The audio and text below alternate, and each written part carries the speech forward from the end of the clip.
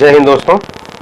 आज 2-3 दिनों के बाद मैं आप लोगों के सामने आया हूँ और सामने मैं सोचता रहा हूँ कि आप चलें, आप कोई वीडियो बना लें, आप कोई वीडियो बना लें, लेकिन देश की ये हालत देख के बहुत सा अजीबोगरीब घटनाएं हो गई इस बीच में। घटनाएं क्या, आपने बंगाल का चुनाव देखा ही होगा। शुरू से आखिरी तक ये चुनाव विवादों में घुसा रहा, पूर्ण रूप से विवादों में। भैया प्रधानमंत्री और कई राज्यों के मुख्यमंत्री और क्या कहते हैं वो तड़ीफार जो अपने देश के हैं, अमित शाह जी, गृह मंत्री, सबके सब उसे यहीं पे लगे रहे। एकमात्र औरत को हराने के लिए पूरा सिस्टम लग गया है। बाकी राज्यों में नहीं ध्यान दिया तो देखिए क्या हुआ। 2 राज्य दूसरी पार्टी चुनाव जीत गई, क्योंकि सारा इनका ध्यान बंगाल पे था। जो कुछ हुआ हो, वो बेईमानी हुई हो, मक्कारी हुई हो, लूटमार हुई हो, तो हर बार नजर आता है क्या होता है। और चुनाव आयोग की भी महानता सामने हर बार आती है। मगर चुनाव इस बार सबसे बहुत बड़ी बात ये लगी कि जब चुनाव खत्म हुआ उसके बाद जो बंगाल से ये नज़ारे आ रहे हैं, ये किसका दोष होगा। अब तो आपका शासन आ गया है, आप लोग बहुत राम राज करते हैं। ऐसा राम राज होगा? आम जनता को मारा जा रहा, पीटा जा रहा, भगाया जा रहा, उनको औरतों के संग देखिए क्या वसूली कर रहे हैं इनके। इतना जीत का अहंकार किस चीज का हो गया। जीते हो अच्छी बात है, मगर कोई भी पार्टी जीते सभी के लिए है, लेकिन जीतने के बाद ये किस चीज का अहंकार है कि आम पब्लिक को मार रहे हो, दुकानें उनको नहीं खोलने दे रहे, उनको मार रहे हो, उनको छोड़ो, औरतों तक को नहीं छोड़ा तुमने। एक वीडियो में भी देखा रहा हूँ, औरत को लात मार रहे हैं। बताइए, एक औरत के सामने कैसे बोल रहे हैं, देख लीजिए। इस वीडियो में आपको दिखाई पड़ रहा होगा। ये बेशर्मी किस लिए भैया। बहुत खुशी की बात है कि आप लोग जैसे भी जीत गए हो, वो सबको मालूम है, पब्लिक सब जानती है कि कैसे आप लोग चुनाव जीतते हैं, उसमें कोई नई बात नहीं रह गई। और दूसरी बात है, पब्लिक कुछ कर भी नहीं सकती। वोट कहीं डालो, जा कहीं रहा है, जीत कोई रहा है, वो चलो अच्छी बात होगी।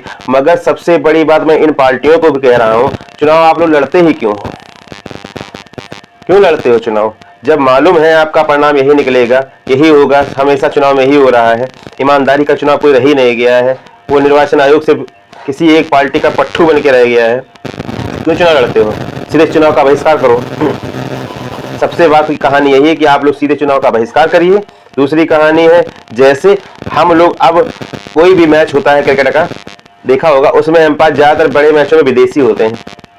तो आप लोग भी ऐसा कोई नियम ले आइए कि ये भ्रष्ट न चुनाव के आयोग में बैठे, न कहीं और जगह पे बैठे। अगर ये चुनाव एक देश के लिए, देश को चलाने वाला नियम है, तो कोई ऐसा नियम बनाइए कि कोई बाहर का आए जो निष्पक्ष हो, हर चीज को ध्यान से रखे, उसको बनाइए। उसके बाद आप देखते हैं कौन जीतता है। दूसरी बात, हर बार ईवीएम में कुछ न कुछ घपला होता है, क्यों नहीं करवा रहे हैं बैलेट से चुनाव? करवाइए, दूध का दूध और आपकी औकात मालूम पड़ जाएगी। मगर जीतने के बाद इतना अहंकार, इतनी बदतमीजी औरतों के संग कर रहे हो, ये बहुत गलत बात है। 15 साल की वो मुख्यमंत्री रही, 15 साल से राज किया। अगर इतना ही वो राज्य खराब होता तो कोई 15 साल राज नहीं कर पाता। वो भी तुम लोगों की, इन लोगों की पूरी उस पर नहीं हरा पाए, इसलिए हराने के लिए उन्होंने पूरा नियम कानून लगा दिया। सारी जितना भी नीचे उतर सकते थे उतना ही लोग नीचे उतरे हैं, ये सब दिखाई पड़ रहा है। अब वो एक हीरो जीता जो, जिसने सिर्फ और सिर्फ बाबा साहब का सहयोग करके, बाबा साहब के लिए उसने फोटो रखा। बाबा साहब देखिए समाज ने कहाँ खड़ा कर दिया उसको। इसलिए 75% 80% हम लोग होते हुए 15% वालों की बेईमानी मक्कारी सह रहे हैं, और हो रही है बेईमानी मक्कारी, कोई नई बात नहीं है।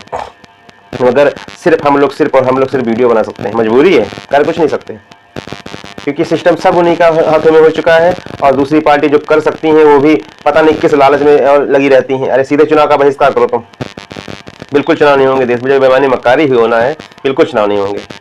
कितने गलत बयान इन्होंने दिए हैं। अब तो देखता हूँ सोशल मीडिया पे, अब जितना उल्टा सीधा बोल लो सब चलेगा, नहीं तो पहले सारे नियम कानून थे, कोई उल्टा सीधा बोल नहीं पाता। अब मैं अगर आप कोई सभी सोशल मीडिया उठा कर लिए, खुला उल्टी सीधी बात है, जिसको जो कहना हो कहो, और कोई बात नहीं। ये कैसा धर्म बचा रहे हो? किसी को परेशान करके, किसी को गाली देके धर्म बचा रहे हो? अब तो हमारा देश विदेशियों देशों जैसा हो गया, जैसे विदेशों में होता था। मैं देखता हूँ कि हाँ, मूवियों में देखिए आप, देश बाहर तो हम लोग गए नहीं हैं, मगर जो मूवियों में देखा तो भी आगे लगभग 100 में से 80% सच्चाई दिखाते। अब तो सब वो भ्रष्ट वाला मामला हो गया। आप न्यूज मीडिया ले लीजिए, चाहे मूवी ले लीजिए, सब सिर्फ पैसे और भ्रष्ट सरकारों से डर के रहते हैं। सिर्फ डर जो इन लोगों ने बना के रखा है। अंग्रेजों से बदतर इस टाइम पे जिंदगी आदमियों की चलने लगी है कि कुछ ना तुम कह सकते हो, ना कुछ तुम बोल सकते हो। बोलोगे तुम्हारे पे कानून सब नियम लग जाएंगे, तुम्हारा घर गिरा दिया जाएगा, तुम्हारे तो आदमी मजबूरी में दबने लगा है। बाकी आप लोग खुद ही समझदार हो। मैं अभी 2 दिन पहले मंडी गया, कद्दू लगा था हमारे खेत में, तो हमारे का जाता तो नहीं गया, तो हमको जाना पड़ा।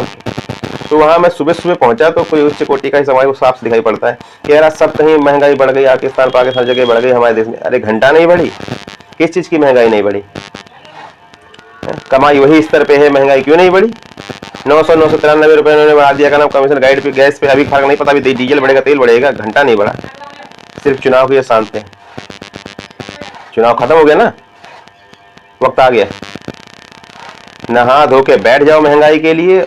फट सबकी रही है, लेकिन सब तब भी कहानी यही नहीं समझ में आ रही कि हर आदमी लगा परेशान है, अंधभक्तों को छोड़ के हर आदमी परेशान है, तब भी बार बार ही जीत रहे हैं। तो जाहिर सी बात है कोई गोल कपड़ा जरूर है। अभी आप, मैं ईमानदारी से कह रहा हूँ, अपने गांव में घूम के देख लूँ तो कम से कम 80% आदमी इनसे नाराज ही होंगे, कहीं बाहर जाने की जरूरत ही नहीं है। तो 80% आदमी वाले हार रहे हैं और 20% जो उनके अंधभक्ति में लगे हुए हैं वो बार बार, उनके लिए सब चंगा चंगा क्या, फट सबकी ही, तुम्हारी ही फट रही है, सिर्फ चंगा चंगा करते रहो बस।